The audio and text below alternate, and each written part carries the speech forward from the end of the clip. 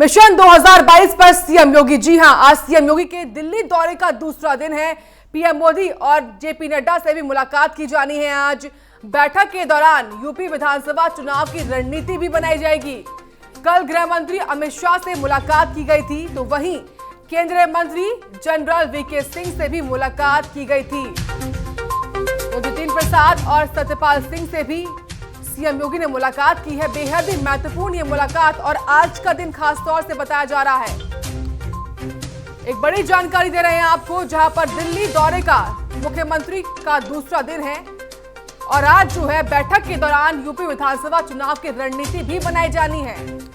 तो पीएम मोदी और जेपी नड्डा से आज मुलाकात की जानी है। बेहद ही महत्वपूर्ण आज का दिन है। तो यूपी में सियासी हलचल के बीच पीएम मोदी से आज मुलाकात करेंगे मुख्यमंत्री योगी, जहां कल उन्होंने गृह मंत्री अमित शाह से मुलाकात की थी।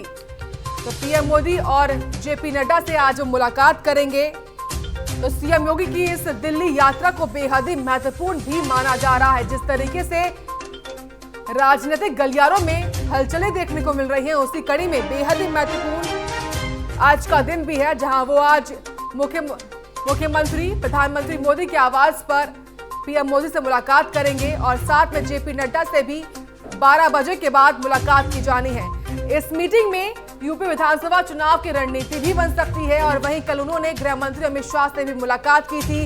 केंद्रीय मंत्री जनरल वीके सिंह से भी मुलाकात की गई थी। इसी के साथ हाल ही में कांग्रेस छोड़कर बीजेपी में शामिल हुए जितिन प्रसाद के साथ भी उन्होंने मुलाकात की थी और सत्यपाल सिंह से भी उन्होंने मुलाकात की थी। बेहद ही महत्वपूर्ण आज का दिन माना जा रहा है, क्योंकि राजनीतिक रूप से महत्वपूर्ण उत्तर प्रदेश में अगले साल यानी कि 2022 में विधानसभा चुनाव होने हैं और उससे ठीक पहले इस दिल्ली यात्रा को बेहद ही महत्वपूर्ण माना जा रहा है। आप देख सकते हैं काफिला जो है मुख्यमंत्री योगी का वो लगातार पहुंच रहा है और तमाम केंद्रीय मंत्रियों के साथ मुलाकातें कर रहे हैं।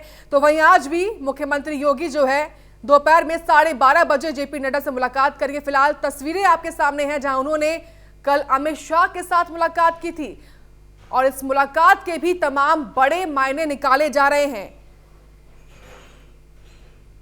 तो केंद्रीय गृह मंत्री अमित शाह के साथ उन्होंने कल मुलाकात की थी। 2 तस्वीरें आपके सामने हैं, जहां पर आज उनका काफिला प्रधानमंत्री मोदी के आवास पर पहुंचेगा और उनसे मुलाकात की जानी है। तो वहीं दूसरी तस्वीरें देखिए आप, जहां पर कल मुख्यमंत्री ने अमित शाह के साथ मुलाकात की थी।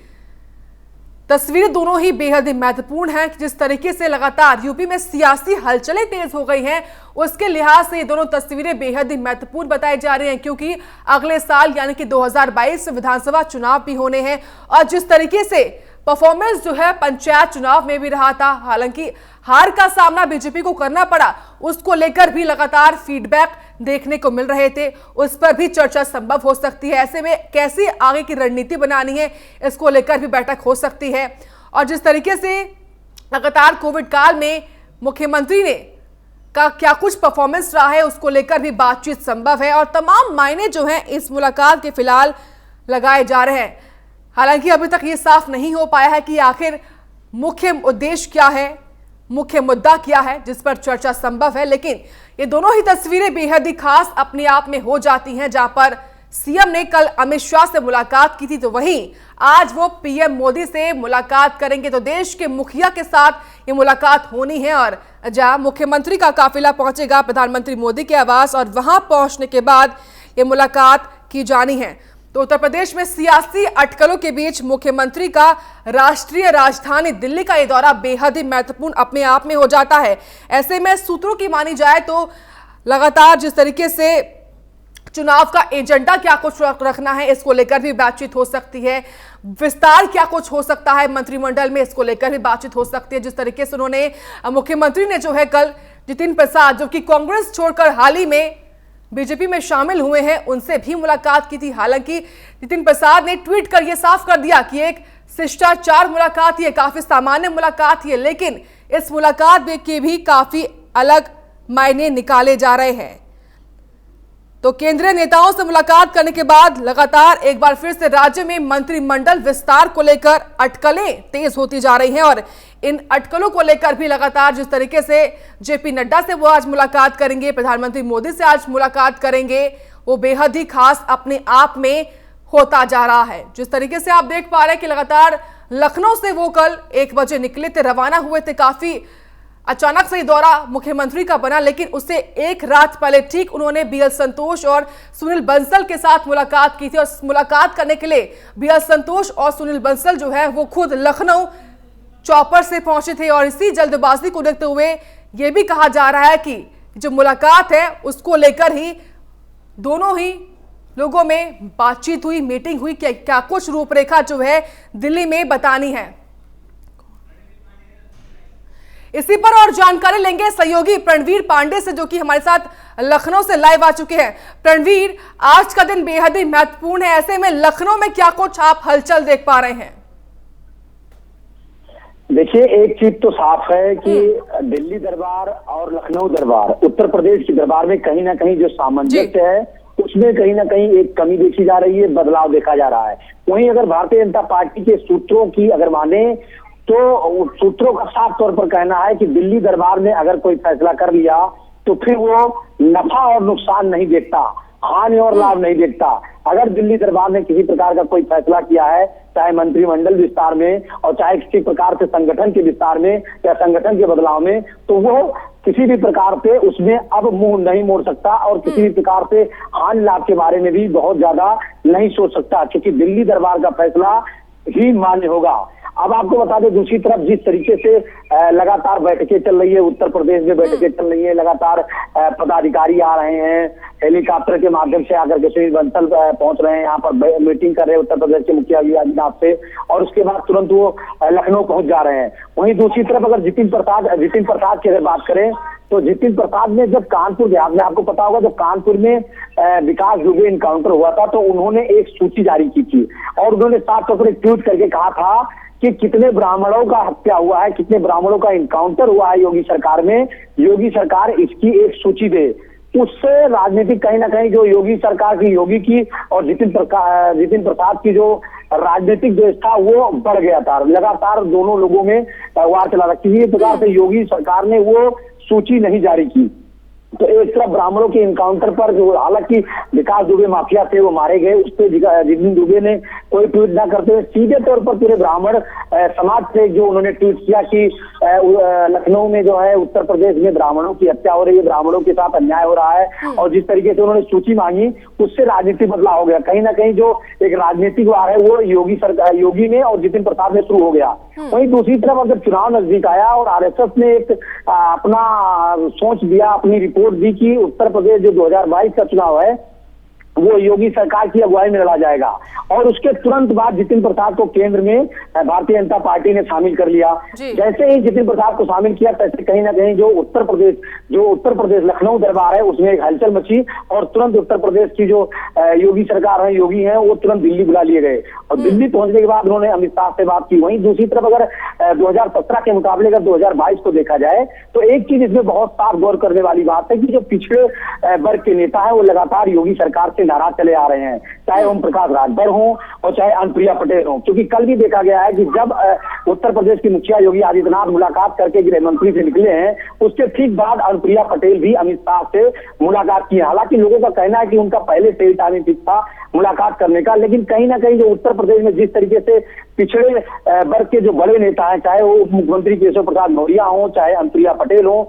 चाहे ओम प्रकाश राजभर हो। ओम प्रकाश राजभर हालांकि भारतीय जनता पार्टी का दामन छोड़ चुके हैं और उनके छोड़ने के पीछे भी साफ वजह, उन्होंने साफ तौर पर यह कहा था कि हमारा जो उत्तर प्रदेश की मुखिया योगी आदित्यनाथ है वो कोई बात नहीं सुन रहे हैं। अब क्योंकि 2022 का चुनाव नजदीक में है तो ऐसे में पिछड़ा वर्ग को भी साधने के लिए, वहीं दूसरी तरफ जितिन प्रसाद जिस तरीके से ब्राह्मणों की हत्या और ब्राह्मणों के साथ हो रहे अन्याय को लेकर के सवाल उठाया, और उसके बाद जितिन प्रसाद को केंद्रीय जो आला कमान है, जो दिल्ली का दरबार है, उन्होंने तुरंत ज्वाइन करा लिया। तो कहीं ना कहीं इससे उत्तर प्रदेश की राजनीति और दिल्ली की राजनीति में एक बहुत बड़ा भूचाल आ गया, और भूचाल का नतीजा देखा जा रहा है कि जब प्रदेश के प्रभारी पहुंच रहे हैं लखनऊ में, राज्यपाल से मुलाकात कर रहे हैं, हृदय दीक्षित विधानसभा अध्यक्ष से मुलाकात कर रहे हैं, उसके बाद मंत्री जो मंत्रिमंडल के मंत्री हैं उनसे अलग अलग बैठक कर रहे हैं। कहीं ना कहीं अलग अलग बैठक करने का ये भी एक परिणाम है कि वो अलग अलग रिपोर्ट ले रहे हैं, क्योंकि एक साथ बैठक में वो किसी भी प्रकार की जो गुप्त बातें हैं, जो पार्टी के अंदर चल रही गतिविधियां हैं, उसकी जानकारी नहीं ले पा रहे हैं, वो दिल्ली दरबार तक नहीं पहुंचा पा रहे हैं। तो ये जो पिछले 8 दिनों की अगर प्रक्रिया पिछले देखी जाए, जिस तरीके से एक एक करके विधायकों के साथ बैठक हुई, जिस तरीके से मंत्रियों के साथ बैठक हुई, हालांकि साफ तौर पर यह भी कहा जा रहा है कि एक लिफाफा दिया गया, वो लिफाफे में क्या था, किस तरीके की रिपोर्ट थी, इसका अभी तक कोई आंकड़ा नहीं निकल कर आ पाया।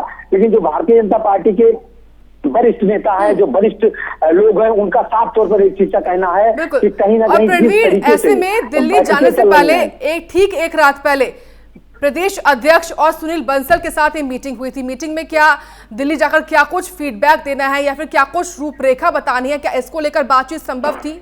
इस पर बातचीत हुई थी क्या? निश्चित तौर पे यही सब जो उत्तर प्रदेश की जो रिपोर्टिंग है, उत्तर प्रदेश की जो गतिविधियां हैं, उत्तर प्रदेश का जो जनाधार है, भारतीय जनता पार्टी ये साफ तौर पर जानती है कि जो दिल्ली का रास्ता है वो उत्तर प्रदेश से होकर के गुजरता है। किसी भी प्रकार से उत्तर प्रदेश के बारे में कोई भी रिस्क, जो आला कमान है, जो दिल्ली का दरबार है, वो किसी भी प्रकार से उत्तर प्रदेश में रिस्क नहीं लेना चाहता। उसके लिए उसे जो भी फैसला लेना होगा वो लेगा। वो नफा और नुकसान के बारे में बिल्कुल चिंता नहीं करते। वहीं दूसरी तरफ जो ऑलराउंडर हैं अमित शाह, गृह मंत्री भारतीय जनता पार्टी के, उनको ये भी पता है कि किस प्रदेश में किस तरीके से राजनीति करनी है, कैसे चुनाव लड़ना है।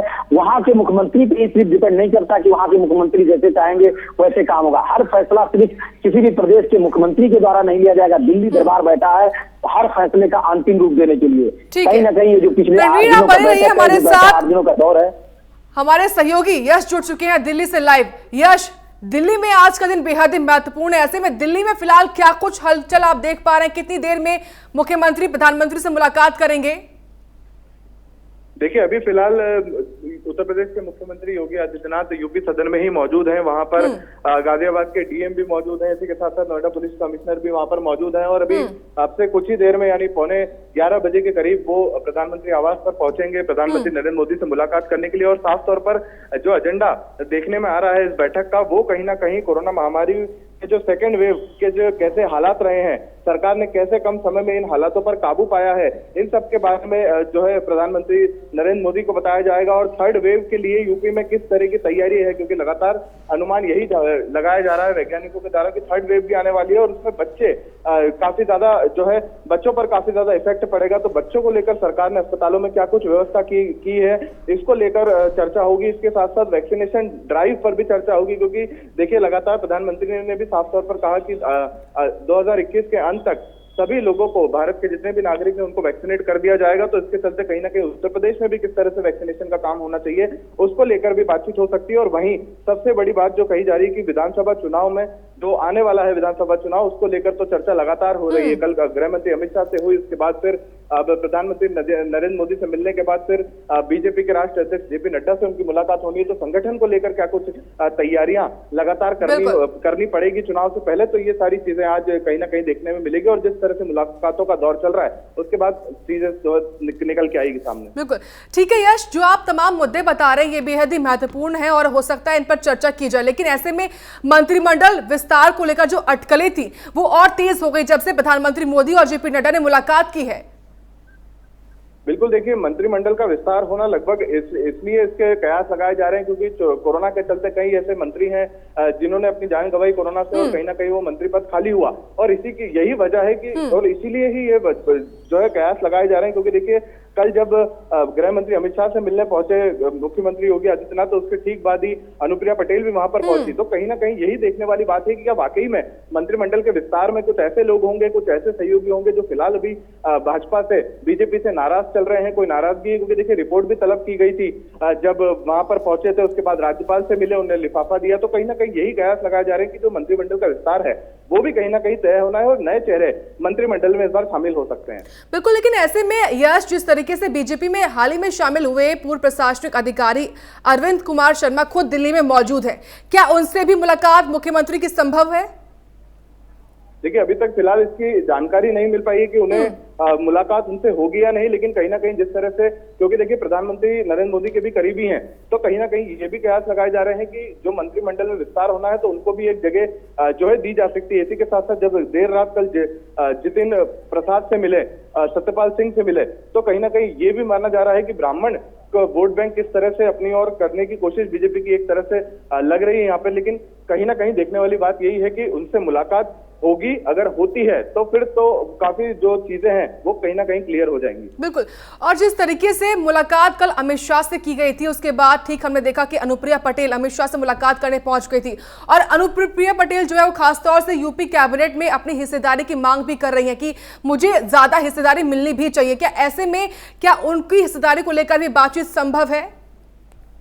बिल्कुल, देखिए क्योंकि जब 2014 में नरेंद्र मोदी की सरकार बनी थी तो कहीं ना कहीं अनुप्रिया पटेल जो थी वो स्वास्थ्य राज्य मंत्री रही थी, और इसके बाद लगातार एनडीए के संग चुनाव उन्होंने लड़ा है। तो कई वही सारी चीजें हैं जो ये सियासी अभी फिलहाल माहौल यहाँ पर चल रहा है कि जिस तरह से नाराजगी लोगों की, कोई भी भले एनडीए से जुड़ा हो, चाहे बीजेपी के अंदर का व्यक्ति हो, चाहे संगठन के व्यक्ति हो, चाहे मंत्री हो, कहीं भी किसी को भी नाराजगी नहीं रहनी चाहिए, कोई मंशा नहीं रहनी चाहिए, और अगर कि कोई अपनी बात कहना चाह रहा है तो उसे कहने का मौका देना चाहिए। तो कहीं ना कहीं यही सारी चीजें सामने निकल के आ रही है कि जिस तरह से उनकी नाराजगी चल रही थी कि उनके आम दल के लोगों को भी मंत्रिमंडल में शामिल करना चाहिए, इसी के साथ साथ संगठन में भी जगह देनी चाहिए, ताकि आने वाले विधानसभा चुनाव में आम दल जो है वो एनडीए के साथ रहे, और इससे बीजेपी को भी काफी ज्यादा मदद मिलेगी। तो जो आने वाला विधानसभा चुनाव है उसी को लेकर ये सारी चीजें जो है अभी फिलहाल घट रही हैं। बिल्कुल, संगठन को लेकर आप बात कर रहे हैं यश, क्या संगठन और सरकार के समन्वय को लेकर भी चर्चा संभव हो सकती है?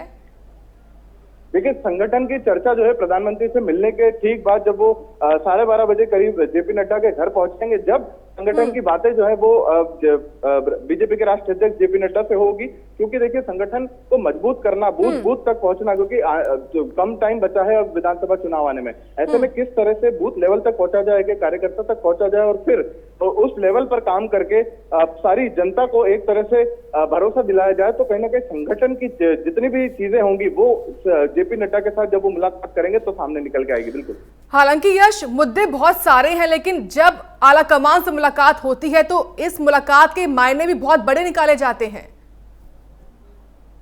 बिल्कुल, देखिए क्योंकि लगातार जितने भी तमाम केंद्र मंत्री हैं उनसे मुलाकात कर रहे हैं, इसके साथ साथ संगठन जो बीजेपी के राष्ट्रीय अध्यक्ष हैं उनसे मुलाकात कर रहे हैं, तो कहीं ना कहीं साफ तौर पर देखा जा सकता है कि एक तरह से अपनी सरकार को, राज्य सरकार को किस तरह से मजबूत किया जाए, और उसी के साथ साथ संगठन को भी साथ में लेके चला जाए। क्योंकि देखिए साफ बात है कि अगर योगी आदित्यनाथ सिर्फ अपने बल पर लड़ेंगे तो कहीं ना कहीं सभी विधायकों को संतुष्ट करना बहुत जरूरी है, सभी मंत्रियों को संतुष्ट करना बहुत जरूरी है, इसी के साथ साथ संगठन में जितने लोग जुड़े हैं, जो बूथ लेवल पर काम करते हैं, उन्हें संतुष्ट करना जरूरी है। तो किस तरह से पूरी रणनीति बनाया जाए, किस तरह से एक खाका बनाया जाए ताकि सभी लोगों को संतुष्ट करके जन जन तक पहुंचा जाए, इसी के लिए पूरी तैयारी की जा रही है। बिल्कुल, लेकिन यश यहाँ पर समझना ये भी बहुत जरूरी है कि इतनी भागी, मतलब इतना जल्दी से क्यों वो लखनऊ से दिल्ली पहुंच गए?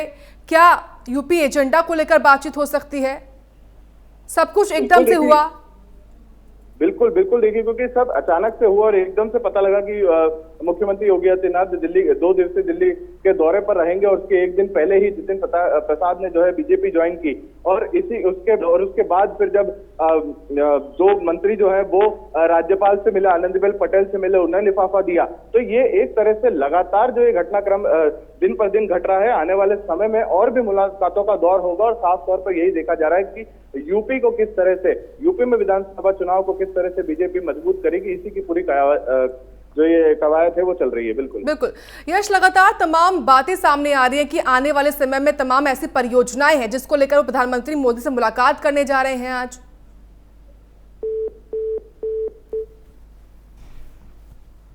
तो बहुत ही महत्वपूर्ण आज का दिन है जहां पर प्रधानमंत्री मोदी और जेपी नड्डा के साथ वो मुलाकात करेंगे। हालांकि मुलाकात का मुख्य उद्देश्य क्या कुछ होगा ये अभी तक साफ नहीं हो पाया है। हमारे सहयोगी लखनऊ से प्रणवीर पांडे लगातार लाइव जुड़े हुए हैं।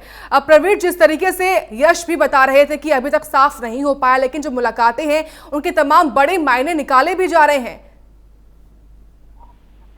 निश्चित तौर पे जिस तरीके से बात चल रही है भारतीय जनता पार्टी में आला कमान से, और जिस तरीके से बैठकों का दौर जारी है, ये कहीं ना कहीं बहुत ही महत्वपूर्ण है, और ये बैठक कुछ ना कुछ रिजल्ट के लेकर के ही आएगा, ये भी लोगों का कहना है बहुत साफ तर कि जो बैठक है, बैठक का रिजल्ट निकलेगा।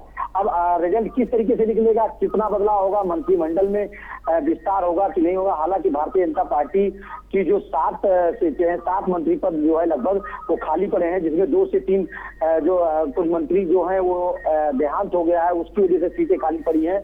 2022 का चुनाव नजदीक में आ रहा है। ऐसे में कोई भी पार्टी ये नहीं चाहती कि हमारा कोई पद खाली हो, कहीं किसी प्रकार से कोई विकास कार्य रुका हो। हर बात सीट को भर करके और विकास कार्यों के मुद्दे को लेकर के वो जनता के बीच जाना चाहती है। जनता के बीच जा करके वो अपनी बातों को रखना चाहती है, क्योंकि 2022 का चुनाव बहुत ही महत्वपूर्ण है भारतीय जनता पार्टी के निगाह से। वहीं दूसरी तरफ अगर ग्राम पंचायत के चुनाव को देखें और जिला पंचायत का जो चुनाव हुआ है उसको देखें, हालांकि ब्लॉक प्रमुख का चुनाव होना भी बाकी है, जो चेयरमैन का चुनाव है उसका होना बाकी है, उस पर भी चर्चाएं हो सकती हैं कि किस तरीके से हम ब्लॉक प्रमुख और जिला पंचायत के जो चेयरमैन है उनको लेकर के रणनीति बनाएंगे, किस तरीके से कहां कितनी पार्टियां हम उतारेंगे, कितने कैंडिडेट को हम मैदान में उतारेंगे। इन सब चीजों पे बहुत खास तौर पर बातचीत हो सकती है। हालांकि उत्तर प्रदेश के मुखिया योगी आदित्यनाथ साफ तौर पर ये कह रहे हैं कि किसी भी प्रकार से उत्तर प्रदेश में कोई चाहे विकास कार्य की बात करें, चाहे स्वास्थ्य सेवाओं को लेकर के बात करें, लगातार सरकार जमीनी हकीकत में बदलाव लेकर के आई। ये सड़कों से लेकर के जो रोड नाली तक का काम है, जो हर एक व्यक्ति की समस्या है उसको भी लगातार सुनी गई है।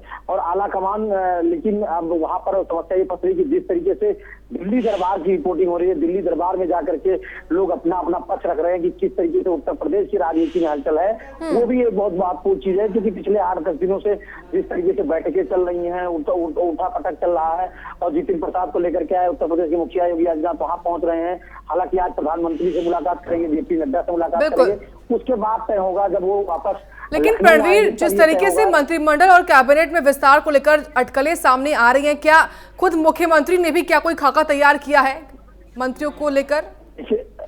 देखिए, मंत्रियों को लेकर के उत्तर प्रदेश के मुखिया योगी आदित्यनाथ भी लगातार जो है संगठन से बातचीत कर रहे हैं, आला कमान से बातचीत कर रहे हैं कि हर फैसला आला कमान, क्योंकि उत्तर प्रदेश का हर फैसला जो है वो दिल्ली से ही होता है, चाहे मंत्रिमंडल विस्तार को लेकर के। हालांकि जब AK शर्मा उत्तर प्रदेश में आए थे, उन्होंने भारतीय जनता पार्टी को ज्वाइन किया था, तो लोगों ने कतार लगाया था कि इनको कैबिनेट में चाहे जगह दी जाए, चाहे उत्तर प्रदेश का उप मुख्यमंत्री इनको बनाया जाए। जो लोगों में फुसफुसी शुरू हुई थी, जो लोगों के अंदर एक हलचल पैदा हुआ था, लेकिन जिस तरीके से AK शर्मा के आने के बाद लगातार वो शांत हो गए और किसी भी प्रकार से ना मंत्रिमंडल का विस्तार हुआ और ना ही उनको किसी भी प्रकार से। और यही बड़ा सवाल है कि आखिर कब जाकर मंत्रिमंडल में विस्तार होता है और कौन से संभव चेहरे इस मंत्रिमंडल में देखने को मिल सकते हैं। बहुत बहुत शुक्रिया आपका रणवीर पांडे, तमाम जानकारी हमको देने के लिए। इसी के साथ फिलहाल के लिए इतना ही। आप देखते रहिए प्राइम न्यूज।